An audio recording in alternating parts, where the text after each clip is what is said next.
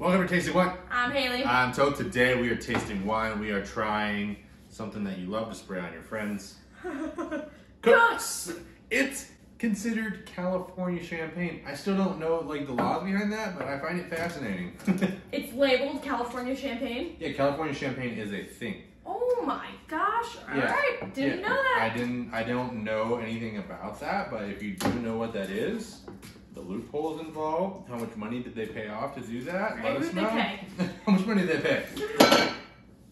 Well, I guess we'll just look it up and figure out what the California champagne thing is. Well, yeah, like we have to know. So, according to vinepair.com. Oh, VinePair. So being labeled as California champagne is perfectly legal.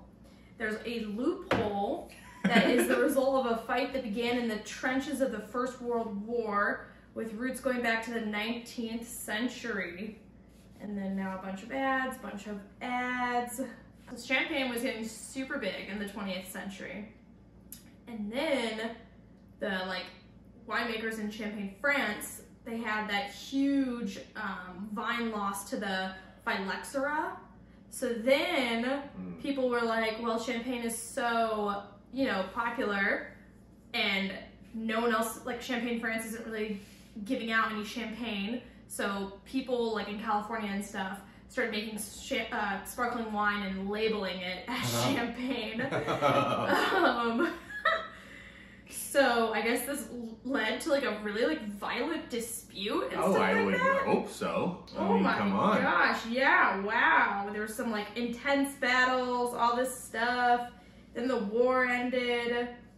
And then the Treaty of Versailles, which brought an end to the war, is where the loophole was unintentionally opened that allows California champagne to still be considered California champagne. To exist. So originally it was supposed to settle a dispute between Germany and France over labeling of champagne, but it ended up giving the US a loophole. And so Corbel and Cooks, they label theirs champagne. It smells like apples and pears. Yeah. It smells like all apples, all pears. And then there is something some undertones in there, maybe that it wants to be a little toasty, but I don't know. But it's almost like overripe pear. Yeah, when the pear is super mushy. Yeah, mushy little brown spots on it. And you should never eat fruit when it's even ripe. The bubbles are... They were super nice when you were reading. They're thin, not thin, they're small. But they're everywhere. They're like a They snow, are everywhere. They're like a snow globe. But there's not a lot of them. I mean, you gotta try this because I think it'll trick you. This tastes like a sparkling Pinot Grigio. Either that or it almost tastes like Martinelli's. It kind of does have a little bit of a Martinelli's, but yeah. I don't know. I'm thinking of green apples. The taste isn't much of anything. It's super strange. The smell isn't half bad, but the taste is kind of just eh. I mean, it doesn't taste natural. It's you know what thick. I mean? Yeah. I think that's why I'm associating this with a hangover. It just tastes super thick, very molasses. And I wonder if there is molasses in it. But I really was I was really curious to try it because this is $10. Maybe cheaper wherever you're at. I mean, this is better than Andre. No way. Remember when we reviewed Andre? We'll leave a link down below. We were actually surprised with some of the notes that we were getting. Don't you remember that? That's true. That's true. Try it out of that.